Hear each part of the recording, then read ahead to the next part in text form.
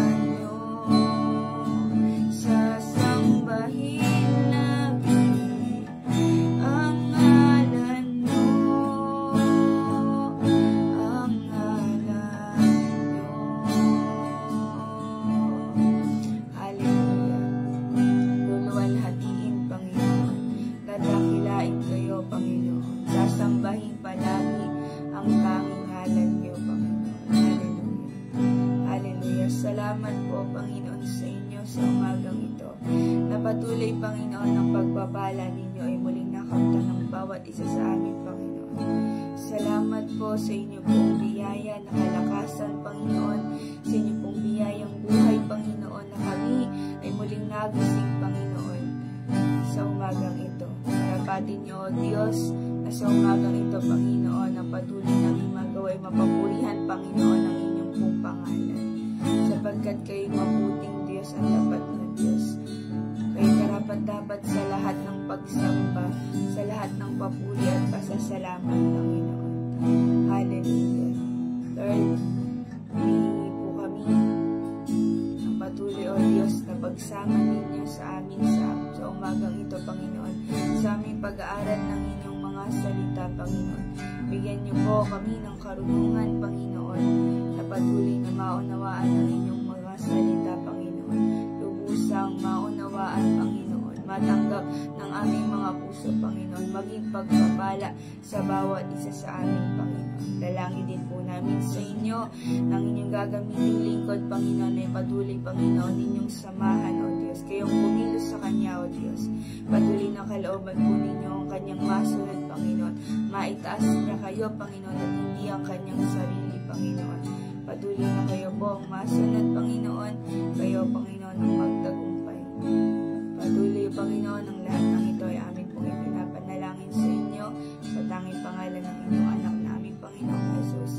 Amen at amen. Purihin po ang Panginoon sa bawat isa. At muli po ay devotion na ito manggagaling sa Balagtas. At ngayon po ay mag-aaral na tayo ng salita ng Panginoon. Kaya tinatawagan ko na po ang maghahayag sa atin si Pastora Maricel Nieto.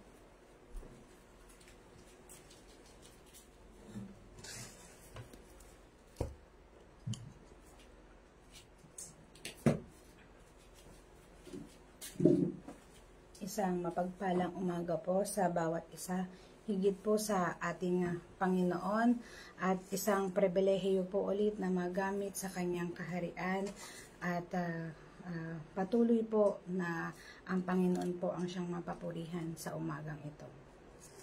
At ang atin pong pag-aaralan ay magmumula po sa Korinto, 2 Korinto po, 2 Korinto 5:14 po. Basahin po natin. Sapagkat ang pag-ibig ni Kristo ang siyang nag-uudyok sa amin na sundin ang kanyang kalooban.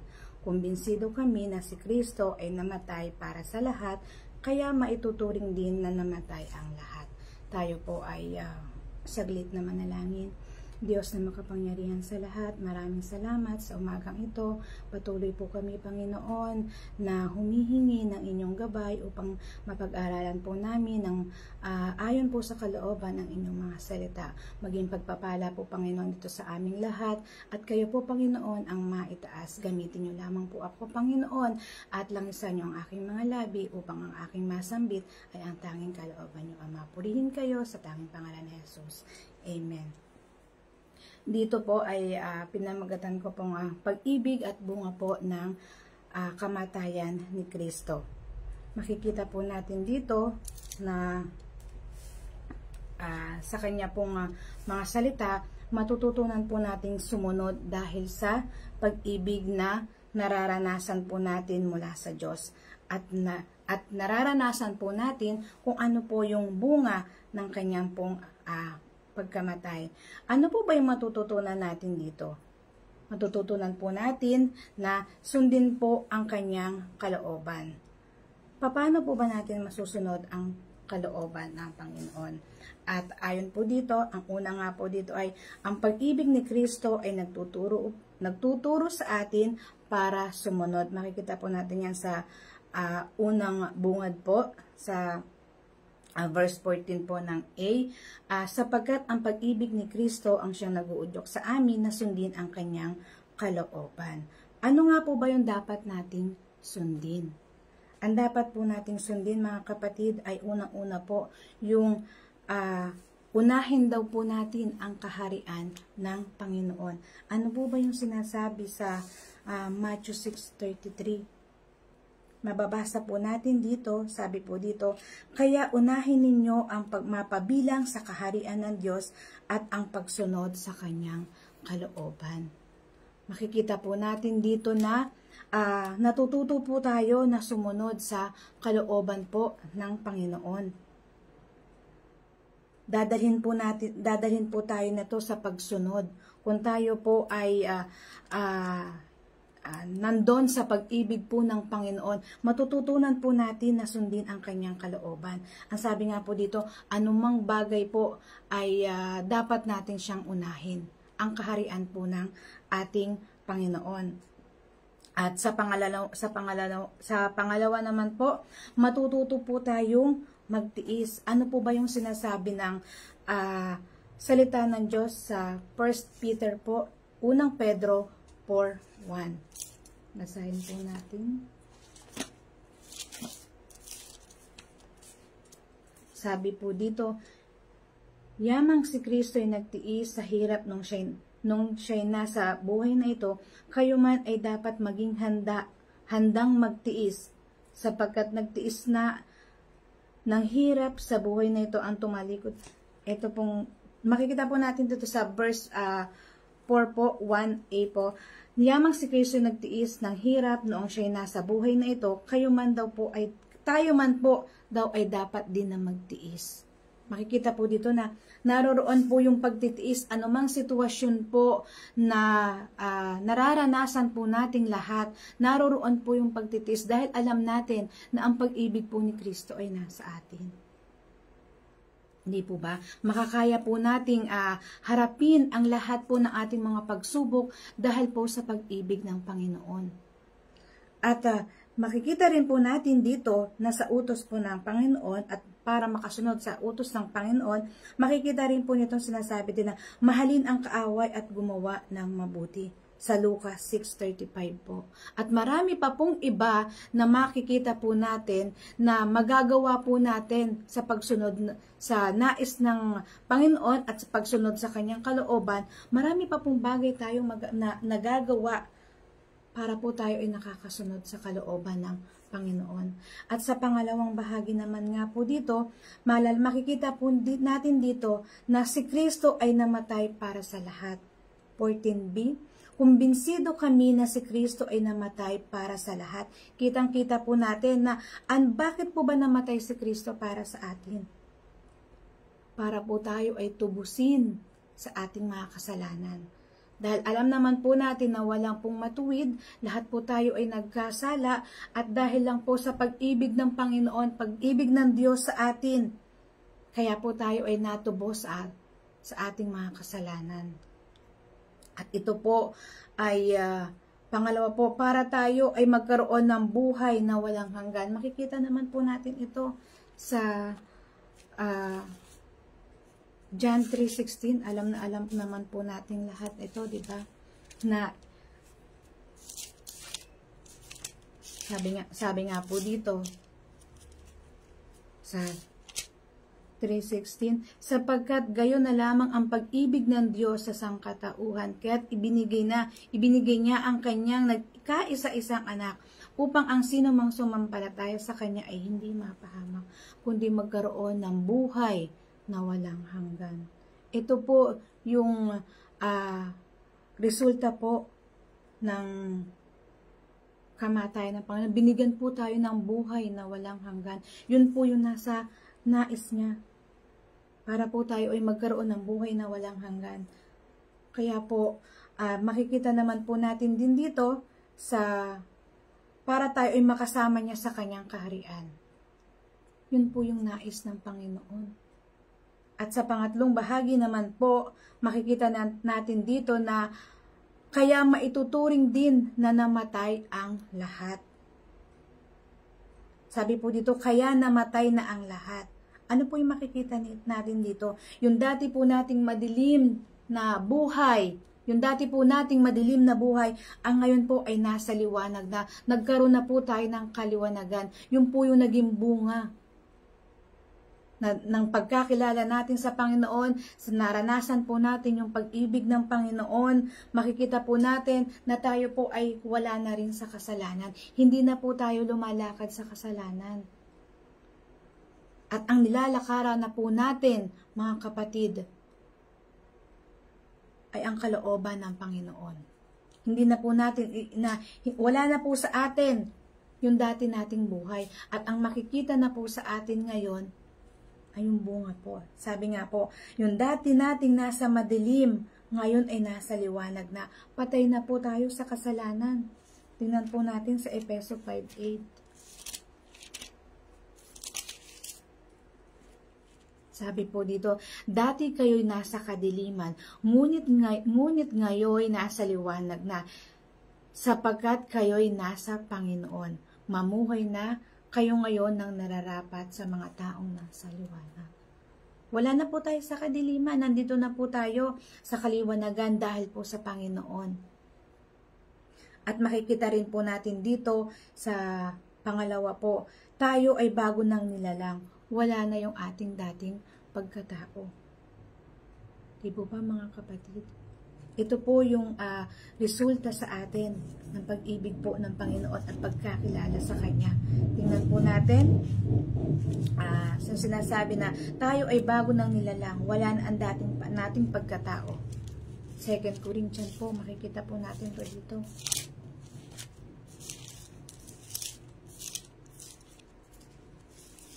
Makikita po natin mga kapatid na tayo po ay binago na ng Panginoon.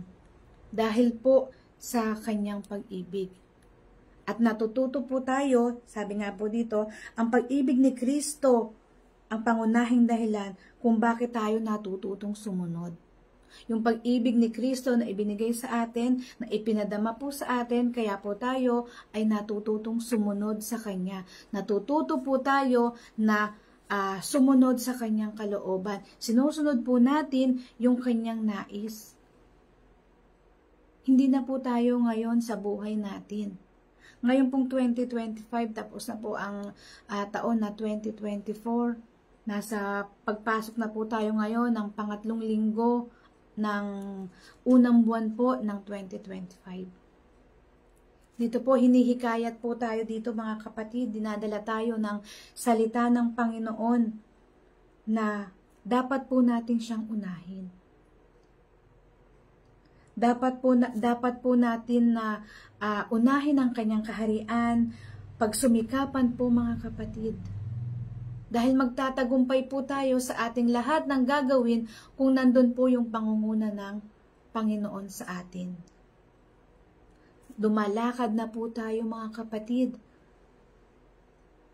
sa pag-ibig ng Panginoon.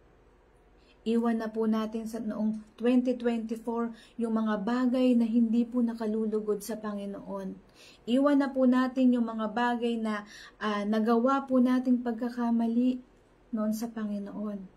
Lumakad po ngayon tayo mga kapatid sa 2025 na naroroon po, bitbit po natin ang pag-ibig ng Panginoon. At naroroon po ang pag-asa natin. Nang dahil po sa kanyang pag-ibig, naroroon po yung pag-asa natin na tayo po ay makakasama niya. Abutan po tayo ng Panginoon na tayo po ay walang bahid ng karumihan. Basahin po natin palagi ang banal na kasulatan. Palagi po tayong magsumiksik sa Kanya mga kapatid. Makikita po natin dito na sa buhay po natin na nilalakaran ngayon, naroroon, bitbit na po natin, daladala na po natin na tayo ay pagtatagumpayin ng Panginoon. Mahal po tayong lahat ng Panginoon, kaya po ini-encourage po ng Panginoon ng salita ng Diyos ngayong umaga na dalhin tayo sa Panginoon. Wala pong ibang makakatulong para po tayo ay magtagumpay sa buhay na ito, kundi po ang salita lamang po ng Panginoon. mababago po nito yung ating mga pagkakamali. Natatakpan po ng dakilang pag-ibig ng Diyos lahat po ng ating mga pagkakamali. Lahat po ng nagawa natin noong 2024 na pagkakamali, sa pagpasok po ng taon na ito, masunod po ang kalooban palagi. Yun po ang laging ilagay natin, mga kapatid, sa isipan natin, na tayo po ay makasunod sa kanyang kalooban. Di po ba? Napakasarap po na isipin yung reward na ibibigay sa atin ng Panginoon kung tayo po ay makasusunod sa kanyang kalooban. Makakamit po natin yung bunga. Sinasabi po dito, pinag-aralan po natin ngayon, makakamit po natin yung bunga ng kanyang pag-ibig. Hindi lamang po ako, kundi po tayong lahat na nagtitiis po at nagpapagal sa kanyang gawain. Nagtitiis po tayo dahil hindi lang naman po kaginhawahan yung mararanasan natin. Nandun din po talaga yung pagtitiis. Pero sa pagtitiis po natin, alam po natin, mga kapatid, na meron itong mangyayari pag tayo po mga kapatid ay wala na sa mundong ito. Bitbit po natin yung aral at yung salita ng Panginoon, natutuparin niya yung kanyang sinasabi, na tayo ay makakasama niya sa kanyang kaharian. Hindi po masasayang, mga kapatid, yung pagpapagal po natin sa gawain ng Panginoon, yung pagsunod natin sa kanya. Sa dakilang biyaya po sa dakilang pag-ibig po ng Panginoon, magagawa po natin lahat yung mga bagay na sinabi dito. Mahalin po natin yung mga nagsasabi po na sabi nga po dito na yung kanina natin binasa, na matututo po tayong mahalin yung kaaway natin. Hindi po natin to kayang gawin base lamang po sa sarili natin.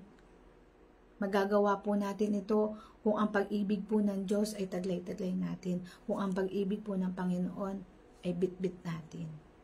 Magagawa po nating mahalin at sundin ang kanyang mga nais, ang kanyang bilin, ang kanyang kalooban.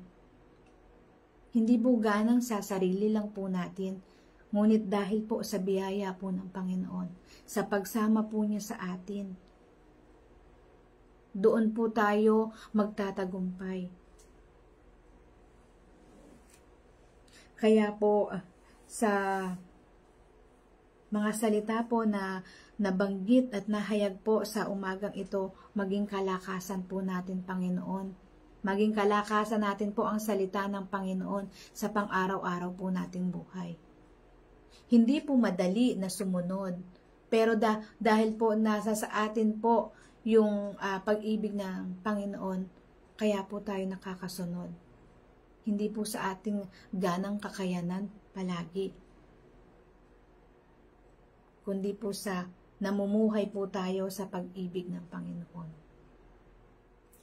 Namumuhay po tayo sa pag-ibig na iginagawad sa atin ng Panginoon. Kaya po nakakagawa rin po tayo at napapadama din natin, na-extend po natin, mga kapatid, yung pagmamahal, yung pag-ibig na ibinibigay sa atin ng Panginoon, na-extend natin sa ating mga kapatid, na-extend natin sa ating kapwa.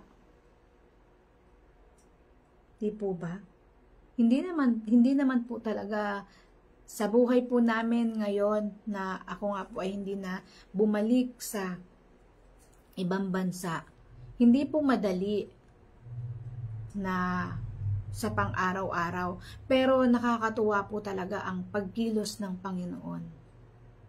Doon ko po nararanasan ngayon na sa Panginoon po magtiwala, at sa Panginoon po talaga yung pong sinasabi dito na kanina na binasa po natin, ma-share ko lang po sa inyo, mga kapatid.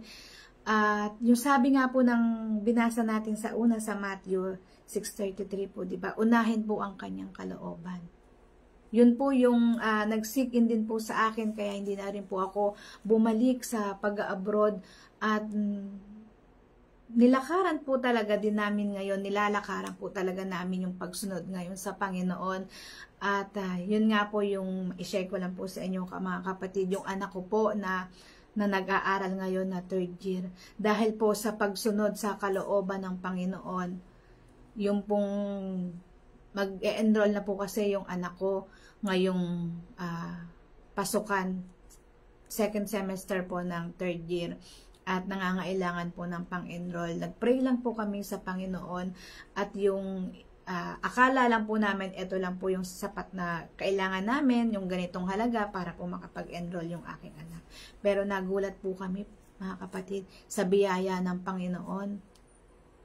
Bayad na po yung kanyang buong semester po. Pinulpay na po ng Panginoon.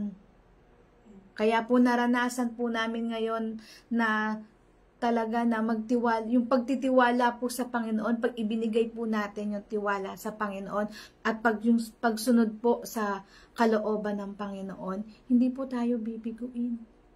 Hindi po tayo bibiguin ng Panginoon sa kanyang salita.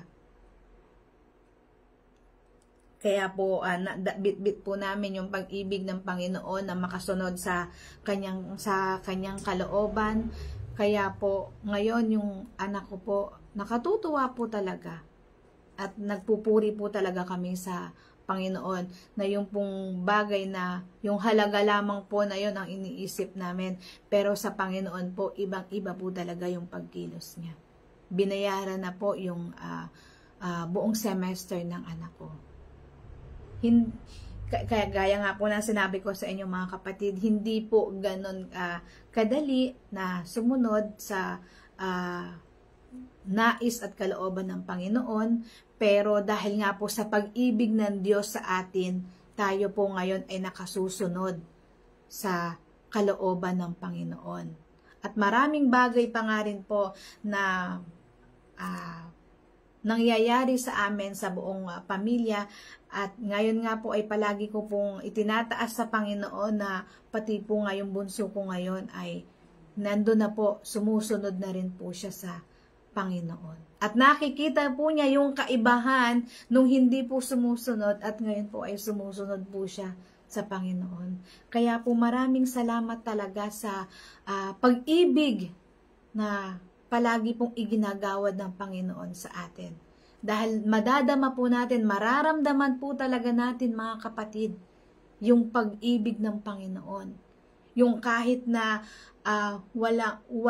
alam mo, sa tingin mo na wala ka, nagtitiis ka, nagpapagal ka para sa gawain ng Panginoon, hindi po to nababaliwala. Binibigay po niya yung lahat ng ating mga pangangailangan. Di po ba? Kaya po mga kapatid, sa oras po na ito, encouragement po ng salita ng Diyos sa atin sa pagpasok po ngayon ng 2025. Kung tayo po noong 2024 ay sumunod, lalo po tayong sumunod ngayon sa Panginoon. Mas lalo po tayong magnasa na makasunod sa kalooban ng Panginoon.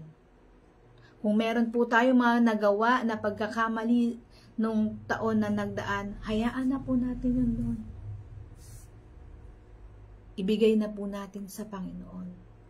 Kung tayo po ay hindi nakasunod nung mga nakaraang taon sa Panginoon, ngayong pong pagpasok ng taon na to mga kapatid, tulungan tayo ng Panginoon na makasunod sa kalooban po ng Panginoon. Maraming salamat po sa kanyang salita, at ang mga salita po na nahayag ngayong umaga na ito ay maging pagpapala po sa bawat isa sa atin. At patuloy po na ang pag-ibig ngayong 2025 po, na patuloy na ang pag-ibig ng Diyos po ay maranasan nating lahat. At patuloy po natin mga kapatid, paulit-ulit ko pong binabanggit, patuloy po nating nasahin na tayo po ay makasunod sa Panginoon.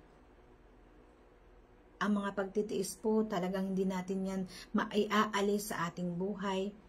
Pero naroroon po ang mga kapatid. Sa pag-ibig ng Diyos, hindi po tayo pababayaan. Hindi po tayo pagkukulangin.